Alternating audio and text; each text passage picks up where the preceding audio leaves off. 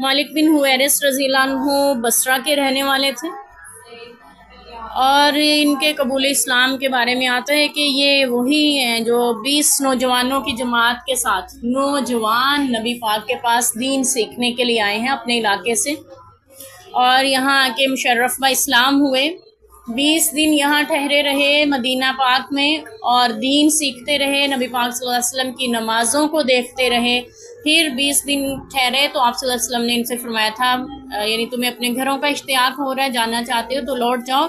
फिर इनको वसीयत फरमाई थी कि जब नमाज का वक्त हो जाए तो तुम में से एक शख्स अजान कहे और जो बड़ा हो वो इमामत करवाए।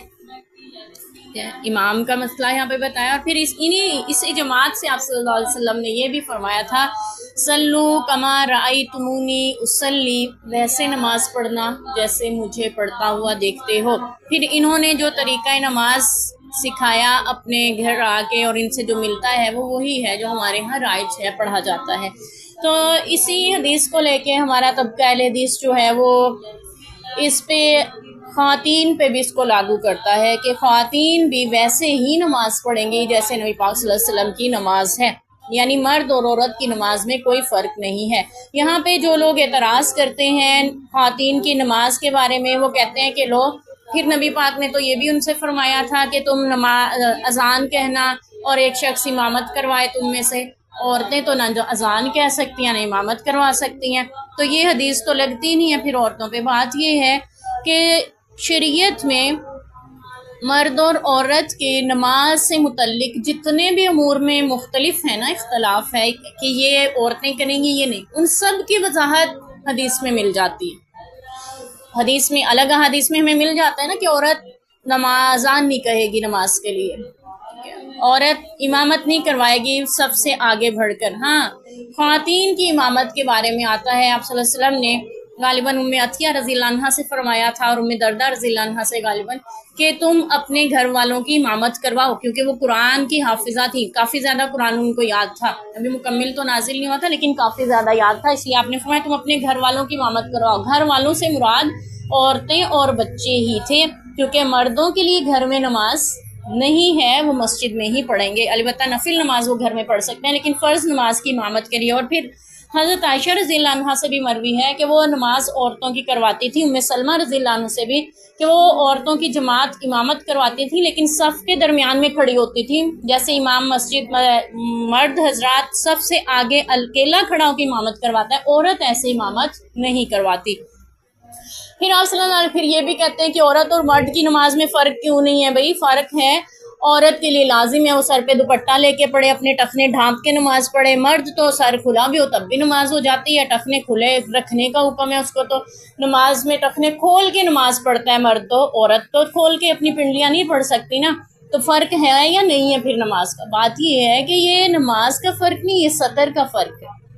औरत नमाज में है या नहीं है, उसको हर हाल में अपने टखने ढांपने का हुक्म है, अपना सर ढांपे रहने का हुक्म है, सिवाय किसी मजबूरी या उज़र की हालत में, जैसे कंघी वगैरह करनी वो अलग, या बाथरूम जा रही हैं वो एक अलग मामला है। लेकिन आम जिंदगी में जब वो दे रही हैं, चल फिर रही हैं, तो फिर उनको हुक्म है वो अपने टखने भी ढांप के रखेंगी, अपना सर भी ढांप के रखेंगी, यही शरीयत के अहकाम है।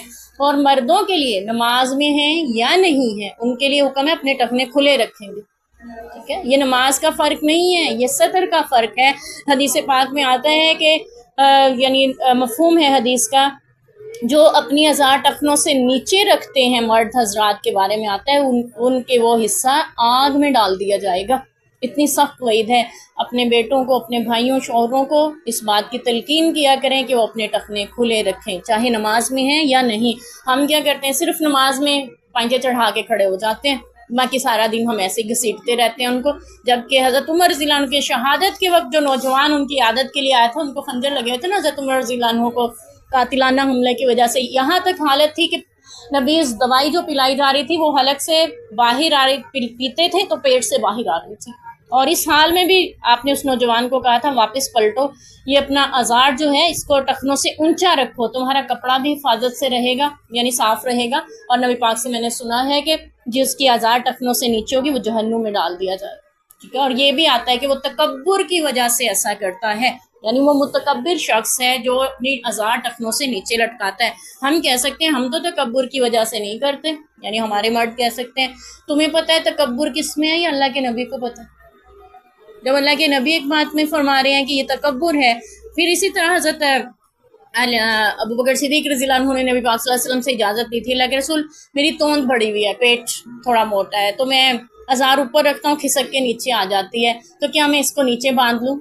تو آپ نے ان کو اجازت دی تھی اور فرمایا تھا یہ صرف تمہارے لیے اور کسی کو اس کی اجازت نہیں ہے. تو بہرحال یہ ایک الگ مسئلہ ہے. اور بھی جی عورت جو ہے وہ صف میں پیچھے کھڑی ہوگی، آگے کھڑی ہو کے مردوں کے ساتھ تو نماز نہیں پڑھ سکتی. یہ سارے سطر کے اور عورت کے مسائل ہیں نماز کی ادائیگی میں، نماز کے الفاظ میں، یعنی نماز کی ادائیگی سے مطلب اس کے رکوع، اس کے سجدے، اس کے یہ جو ہے قیام ہے، اس سب میں اور اس کے الفاظ میں کہیں فرق نہیں آتا کہ عورتیں یہ پڑھیں گی مرد یہ پڑھیں گے. ہم جتنی بھی نماز پڑھتے ہیں نا، نماز کے الفاظ جتنے بھی پڑھتے ہیں سارے مذکر کے صیغے سے پڑھ رہے ہوتے ہیں. ٹھیک ہے، مذکر کا صیغہ ہوتا ہے اس میں. جتنی بھی ہم تسبیحات، اللہ کی تسبیح ہم پڑھ رہے ہوتے ہیں، ساروں میں جتنی بھی ہیں کہیں بھی مونس کا نہیں ہوتا، حالانکہ ساری مونس خواتین پڑھ رہی ہوتی ہیں. کہیں انہیں حکم نہیں ہے کہ تم یہاں پہ اپنا صیغہ بدل کے نماز پڑھو گی. ٹھیک ہے، تو یہ فرق جو ہم نے بتا دیے نا کہ نماز میں لو جی عورت جو ہے وہ سر ڈھانپ کے پڑھے گی، ٹخنے کھلے رکھ کے نہیں پڑھے گی، مرد جو ہے کھلے رکھ کے پڑھیں گے، یہ فرق ہے نہیں. یاد رکھیے گا سطر کے فرق ہیں یہ جو ہیں، یہ سارے فرق جو ہیں وہ ہمارے جتنے بھی فرق نماز سے متعلق تھے، جماعت سے متعلق تھے، احادیث میں بتا دی نبی پاک صلی اللہ علیہ وسلم نے. لیکن کہیں یہ نہیں بتایا کہ عورت اس طرح نماز پڑھے گی، وہ سجدہ بچھ کے کرے گی، وہ رکوع جو ہے تھوڑا جھکے گی، وہ قیام اس طرح کرے گی. کہیں نہیں آتا یہ فرق حدیث میں. ٹھیک ہے، ہاں فقہ میں آپ کو مل سکتا ہے. ٹھیک ہے، حدیث میں کہیں یہ فرق نہیں ہے کہ عورت کی نماز جو ہے وہ اس طرح سے ہے اور مرد کی اس طرح سے ہے. نہ تو الفاظ میں فرق ہے، نہ نماز کی ادائیگی میں. تو اللہ تعالیٰ ہمیں عمل کی توفیق دے. اگر ہم نے قرآن و سنت پہ عمل کرنا ہے تو اس کا طریقہ وہی ہے جو کہ ہمیں حدیث سے ملتا ہے. جی بعض فقیہ صحابیات ہیں، ان کے بارے میں بھی آتا ہے وہ فقیہ تھیں، یعنی فقہ کا علم رکھتی تھی، اس کے باوجود ویسے ہی نماز پڑھتی تھی جیسے مرد پڑھتے ہیں. تو اب وہ اس حدیث کی بھی وضاحت کرتے ہیں کہ بس وہی پڑھتی تھی. ٹھیک ہے، ایسا نہیں ہے. وہ ان کا حوالہ دے رہے ہیں کہ اتنی سمجھدار ہوتے ہوئے بھی مردوں کی طرح ہی پڑھتی تھی. وہ اس مسئلے کو سمجھتی تھی اور مردوں کی طرح نماز پڑھتی تھی، مردوں کی طرح سجدہ کرتی تھی. تو اگر وہ طریقہ غلط پہ ہوتی تو اس کی دلیل یہ بھی ملتی ہے کہ کسی نے ان کو منع نہیں کیا. کہ ایسا ہو سکتا تھا کہ ایک شخص غلط نماز پڑھ رہا اور اسے کوئی روکے نا. ٹھیک ہے، سارے صحابیات کا دور تھا، صحابیات تھی موجود وہاں پہ، کسی نے ان پہ اعتراض نہیں کیا بھائی تم ایسے کیوں نماز پڑھ رہی ہو، یہ غلط طریقہ ہے.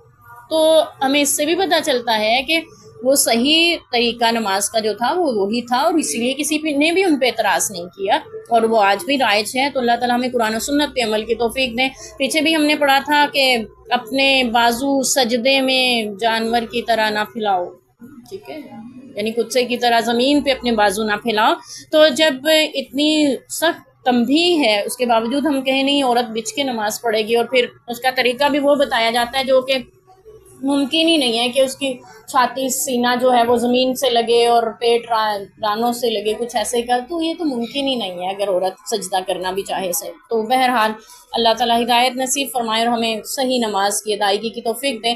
تو حکم یہ ہے ویسے نماز پڑھو جیسے مجھے پڑھتے ہوئے دیکھتے ہو. وہ یہ مالک بن حویرث رضی اللہ عنہ کی حدیث سے میں ملتا ہے، اور یہ بھی پتہ چلتا ہے کہ نوجوانوں میں بھی دین کا شوق تھا، جوانی عمر میں وہ شوق تھا. اللہ ہماری بھی جوانی اپنے دین کے لیے قبول فرما لے.